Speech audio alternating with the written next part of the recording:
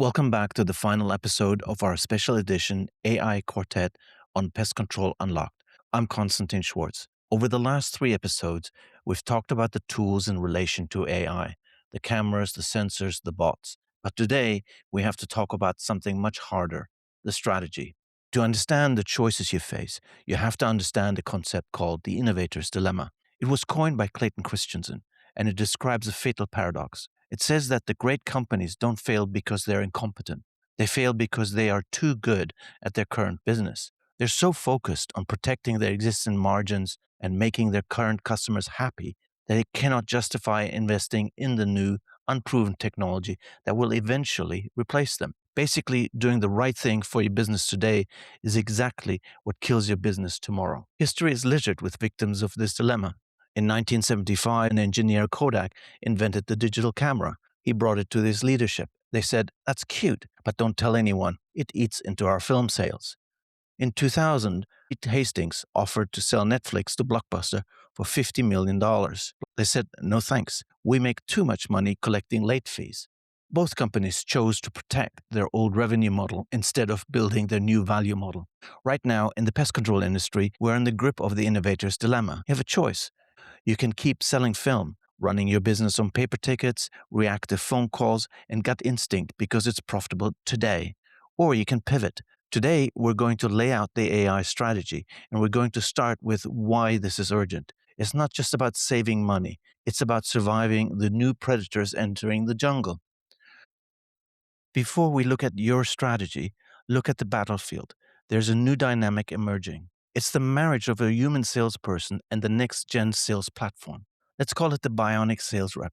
To understand the threat, we have to distinguish between two roles: the human who provides the trust, the handshake, and the persuasion, the AI inside a company app providing the targeting, the routing, and the operational logic. Imagine a sales rep working in a neighborhood in Texas. It's 95 degrees.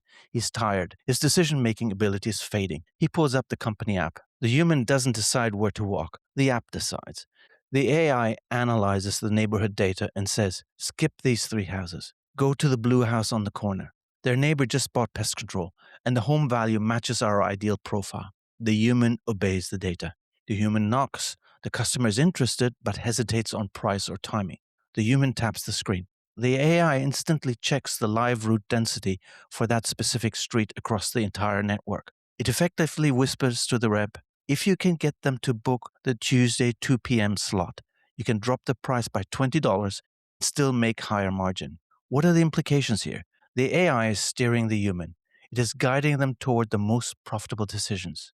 The danger to you, if you are a traditional operator and your systems are dumb, meaning you can't feed that live data to the sales rep, you are flying blind. High performing sales reps will flock to the platforms that make them smarter. They will work for the platform, and you will simply become the dumb pipe that fulfills the work. So, how do you defend yourself against these bionic competitors? The first strategic decision is data sovereignty. In the AI era, the most valuable asset you own is not your trucks, it is your data. Every time a technician snaps a photo, every time a customer texts you, that is data. If you're using 5 different disconnected software apps, you are renting your intelligence. Your CRM owns the customer data. Your routing software owns the GPS data. So you must now build a unified data layer. This sounds technical, but it is simple. All roads must lead to Rome. You need a strategy where all your systems feed into one central dashboard that you control. If you don't own the data, you can't train the AI. And if you can't train the AI, you can't compete with the disruptors who are running on pure data. The next pillar is trust. We're entering people's homes. We're putting cameras in their attics. We're listening to their calls. There's a very fine line between helpful and creepy. Imagine your AI sends a text to a customer. "Hi, Miss Jones, our sensors hear mice in your kitchen walls." To you, that's efficient. To Mrs. Jones, that might feel like a big brother's watching her. You must have an AI transparency policy that contains consent, never recording audio or video without explicit permission. Security. Your data must be encrypted. If you're collecting photos of people's bedrooms to identify bedbugs, that data cannot leak. And lastly, there must be a human button. Always give the customer a way to press zero or talk to a human. Never trap them in a bot loop. The disruptors might win on speed, but you can win on trust. Finally, how do you actually do this without going bankrupt? You do not buy everything at once. You follow the crawl, walk, run methodology. First, the crawl. Focus on your back office. Implement the zero friction phone system, voice AI, and automate your accounts receivables. The cost is low and you get an immediate cash flow improvement. The second phase would be the walk. Focus on the technician. Roll out the digital eye for pest IDing. Start using dynamic routing to squeeze that extra stop per day. The cost of that is fairly medium, and you receive higher operational capacity. And the third phase is the running, basically the predictive enterprise. Here you focus on strategy. This is where you connect the weather data to the sales data. This is where you compete head to head with the aggregators. The cost is high, but you can measure your ROI in market dominance. I want to end this series with one final thought. We have talked about machines, we have talked about disruptors, but the most important part of your AI strategy is your people.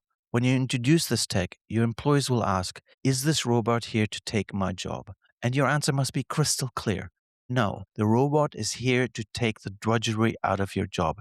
It is here to take the paperwork and the hold music away. It is here to empower you so you can be a master technician. The winner of 2030 won't be the company with the best AI. It will be the company that uses AI to make their humans superhuman. As a follow on to this AI quartet, I will issue a special bonus episode. I'm going to give you the AI playbook, a literal checklist to get you started. This is Pest Control Unlocked. I'm Konstantin Schwartz. Thank you very much for listening.